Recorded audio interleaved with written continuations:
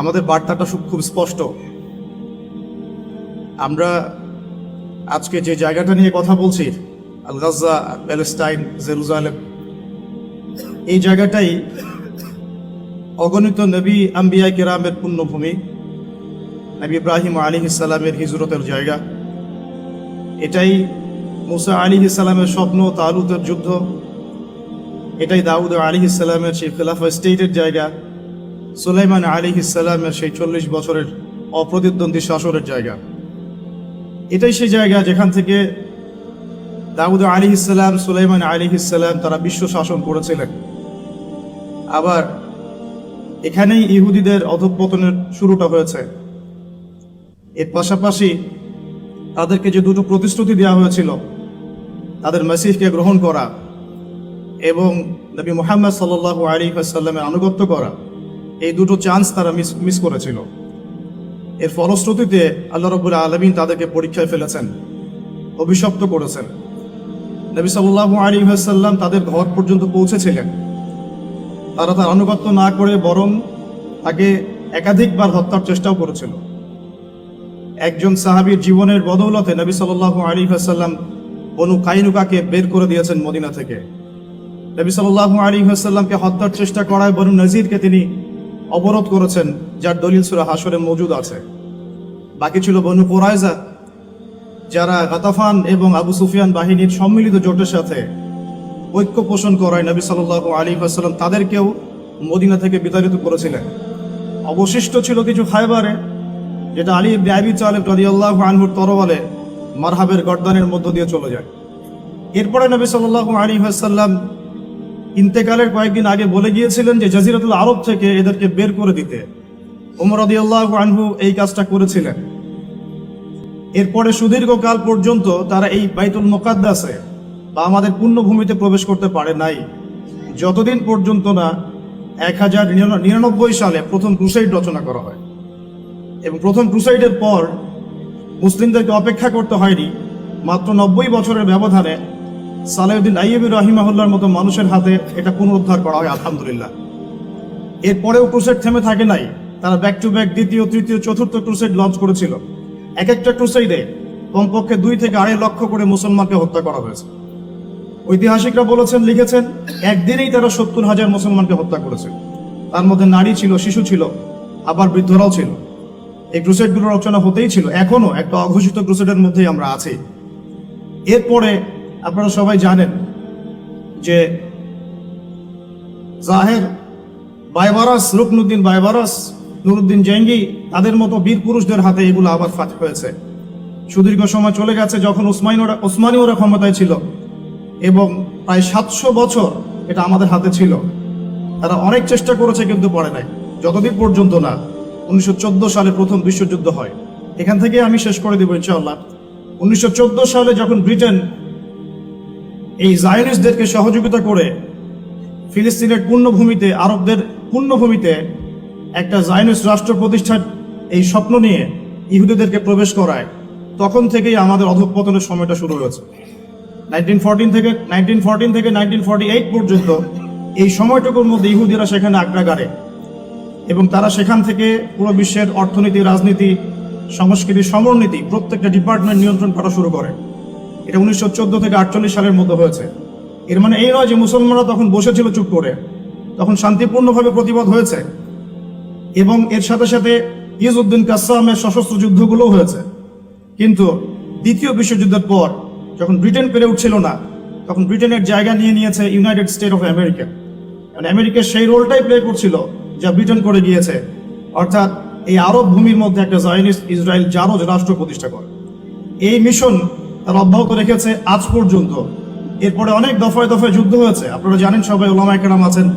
1950-এর পরে হয়েছে, 63-তে হয়েছে, 67-তে হয়েছে, 73-এ হয়েছে, 70-এ হয়েছে, 1987-এর ইন্তেফাদা পর্যন্ত হয়েছে। এরপরেই যখন অসলো শান্তি চুক্তি করা হয় 1993-তে, এরপর থেকে হামাসের অবস্থান আমরা স্পষ্ট দেখতে পাচ্ছি। হামাস নতুন করে উড়ে এসে জুড়ে বসে নাই। এরা অসলো শান্তি চুক্তির পরে বাধ্য হয়েছে নতুন করে সশস্ত্র অবস্থান নিতে। এখন 1993 থেকে 23 পর্যন্ত বিগত 20 বছরের পরিসংখ্যান যদি আমরা ঘাঁটি, আমরা দেখব যে প্রতি 8 বছরে প্রতি 8 বছরে প্রতিদিন তারা গড়ে কমপক্ষে 2.5 জন করে মুসলমানকে হত্যা করেছে। প্রতিদিন গড়ে তারা কমপক্ষে 2.5 জন করে মুসলমানকে হত্যা করেছে।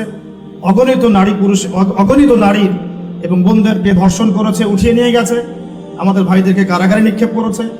এবং সেখানে কি পরিমাণ মারণাস্ত্র প্রয়োগ করা হয়েছে সেগুলো আন্তর্জাতিক মিডিয়াগুলো ঘাটলে আমরা দেখতে পাই। এখন এই 2023 সালে এসে আমরা, ওরা যতটুকু অতীত জানে আর বর্তমান জানে, আমরা এর চেয়ে বেশি ভবিষ্যৎটা জানি। আমরা জানি ইনশাআল্লাহ আযজা ওয়া জাল এই জিহাদ কিয়ামত পর্যন্ত থামবে না ইনশাআল্লাহ। এবং এই জিহাদের ফলশ্রুতিতে কি হতে যাচ্ছে এটা আমরা খুব ভালো করেই জানি, বিকজ আমাদের কাছে কোরআন এবং হাদিস আছে। আমরা জানি আমাদের মধ্যে আল মাহদি আসবে। আমরা জানি সেই জৈশের কথা, যে জৈশকে কেউ পরাজিত করতে পারবে না। আমরা জানি সেই জৈশের কথা যা বাইতুল মুকাদ্দাস জয় না করা পর্যন্ত থামবে না ইনশাআল্লাহ। আমরা জানি আল মাহদির কথা এবং ঈসা ইবনে মারইয়ামের কথা। তারা যে খিলাফা স্টেট সেখানে কায়েম করতে চাচ্ছে সেটা দাজ্জালের জন্য। আমরা যদি শেষ জামানের দাজ্জালের কনসেপ্টটা না বুঝি তাহলে প্যালেস্টাইন ইস্যুর সমাধান আমরা খুঁজে বের করতে পারবো না। তারা বিগত 100 বছরের এই যে চেষ্টাগুলো করছে, একটাই উদ্দেশ্য, they want to rule the world. তারা এই বিশ্বটাকে শাসন করতে চায়। তারা বাইতুল মুকাদ্দাস থেকে, জেরুজালেম থেকে একটা দাজ্জালীয় স্টেট প্রতিষ্ঠা করতে চায়। এবং তারা পুরো হোলি ল্যান্ডটাই চায়, শুধুমাত্র গাজ্জা বা বাইতুল আকসা তাদের উদ্দেশ্য নয়। তারা রিভার নাইল থেকে, মিশরের নীলনদ থেকে নিয়ে ইউফ্রেটিস নদী পর্যন্ত পুরো জায়গাটাই তারা দখল করতে চায়। তারা মনে করে তাদের সেই মাসিহুদ দাজ্জাল তাদের সত্যিকারের প্রতিশ্রুত মাসিহ, অথচ তারা ভুলের মধ্যে আছে। আর আমরা জানি এই মাসিহুদ দাজ্জাল সত্যিকার অর্থেই একজন মিথ্যাবাদী প্রতারক, যে এই পুরো মানব জাতিকে শাসন করবে 40 দিন। এই জায়নিস্টরা তাদের হয়েই কাজ করছে এবং তাদের জন্য মাঠ রেডি করে ফেলেছে। সময় এগিয়ে যাচ্ছে, আস্তে আস্তে আমরাও আখিরুজ্জামানের দিকে এগিয়ে যাচ্ছি। আমরা এটা বুঝতে পারছি যে সময়গুলো সংকীর্ণ এবং জিহাদ এবং যুদ্ধগুলো যত বাড়তে থাকবে, শহীদদের সংখ্যাও তত বাড়তে থাকবে। আস্তে আস্তে ইনশাআল্লাহ সেই প্রজন্ম গড়ে উঠবে, যেই প্রজন্ম আল মাহদির নেতৃত্বে বাইতুল মুকাদ্দাস ছিনিয়ে আনবে ইনশাআল্লাহ। শুধু তাই নয়, নবী ঈসা ইবনে মারইয়ামের হাতে মিথ্যা মাসিহের যে নিহত হওয়া সেটাও লেখা আছে প্যালেস্টাইনেরই বাবেলুদ নামক জায়গায়। এবং সেখান থেকে তিনি ইনশাআল্লাহ আযজা ওয়া জাল অচিরেই 40 বছর ইসলামী খেলাফত প্রতিষ্ঠা করবেন ইনশাআল্লাহ। এখন আমাদের করণীয় এই বিষয়গুলো সম্পর্কে সচেতনতা, প্রত্যেকটা পাঠ্যপুস্তকের মধ্যে এই ইতিহাসগুলোকে নিয়ে আসা, আমাদের তরুণ প্রজন্মকে এই বিষয়গুলো বেশি বেশি জানানো, ইসরায়েলের পণ্যগুলোকে বয়কট করা, প্রয়োজনে তাদের সাথে রাষ্ট্রীয় সম্পর্ক ছিন্ন করা এবং তাদের সাথে সমস্ত কূটনৈতিক তৎপরতা বন্ধ করা, তাদের সাথে বাণিজ্য বন্ধ করা, তাদের এক একটা পণ্যকে মার্ক করে করে বাজার থেকে বয়কট করা। শুধু তাই নয়, আমাদের উচিত আমাদের পরবর্তী প্রজন্মকে শারীরিক, মানসিক, আত্মিক, ইমানি সমস্ত দিক থেকেই প্রশিক্ষিত করে গড়ে তোলা। আমি আর লম্বা করছি না।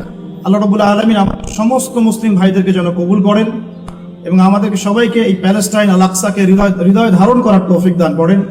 আমাদের সবাইকে আল্লাহ রাব্বুল আলামিন যেন আগামী দিনের সেই বিজয়ী কাফেলায় শরীক হওয়ার তৌফিক দান করেন এবং অ্যাটলিস্ট সেই জজবা আমাদের মধ্যে ধারণ করার তৌফিক দান করেন। সর্বশেষে আমরা দোয়া করব আমাদের মাজলুম ভাইদের জন্য।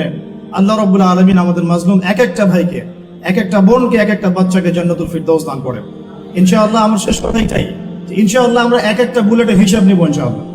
আমরা এক একজন ভাইয়ের রক্তের বদলা নিব ইনশাআল্লাহ। আমরা এক একজন বোনের ইজ্জতের বদলা নিবই নেব ইনশাআল্লাহ। আমার এক একটা সন্তানের রক্তের বদলা ওদেরকে দিতে হবে ইনশাআল্লাহ তাআলা। আমরা বেঁচে থাকি আর না থাকি ইনশাআল্লাহ আযজা ওয়া জাল, আমার সন্তানরা ওদের কলিজার উপর দাঁড়িয়ে ইনশাআল্লাহ বাইতুল মুকাদ্দাস জয় করবে ইনশাআল্লাহ তাআলা। এই স্বপ্ন আমরা লালন করি। আল্লাহ পাক আমাদের সবাইকে তৌফিক দান করুন। আমার মতো অধমকে এখানে আমন্ত্রণ জানানোর জন্য আমি আমার শ্রদ্ধেয় মুরব্বিদেরকে জাযাকুমুল্লাহ খায়রান জানাচ্ছি। আমি আসলে ভাষা প্রকাশ করতে পারছি না যে আমি এত ওলামায়ে কেরামের মধ্যে আমি নগণ্য বান্দা বক্তব্য দিলাম। আল্লাহ রাব্বুল আলামিন আমাদের সবাইকে কবুল করেন। আপনারা খাস করে আমার জন্য দোয়া করবেন, আল্লাহ পাক যেন আমাকে কবুল করেন। আমিন। আসসালামু আলাইকুম ওয়া রাহমাতুল্লাহি ওয়া বারাকাতুহু।